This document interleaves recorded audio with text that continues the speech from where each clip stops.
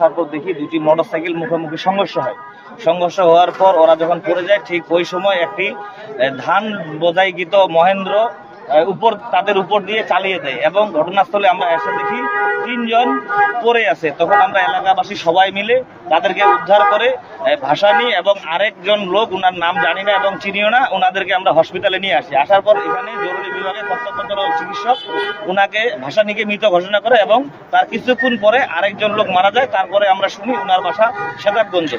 Mahendra driver ওখানে মহেন্দ্র রাখে পালাই গেছে। আমরা তখন এলাকাবাসী সবাই মিলে মহেন্দ্রটাকে আটকানোর পর আমরা প্রশাসনকে খবর দিয়ে আমাদের এক বড় ভাইয়ের কাছে মোটরসাইকেল দুটি এবং মহেন্দ্রটি জিম্মা রেখে আমরা বর্তমান সদর হাসপাতালে আসি আমাদের লাশ নিয়ে যাওয়ার জন্য আর কি। ওনার ছেলে ছিল, ওনার ছেলে আহত হয়েছে, ওনার মেয়ের আল্লাহর রহমতে কোনো কিছু হয় নাই। ওনার ছেলের 2 জায়গায় আপনার মাথায় আঘাত পাইছে। ওনার ছেলের বয়স 7-8 বছর এবং ভাসানী স্পটে মারা গেছে আর কি, এরকম আমরা ধারণা। কিন্তু এখানে আসার পর দেখি যে ঠিকই মারা গেছে আর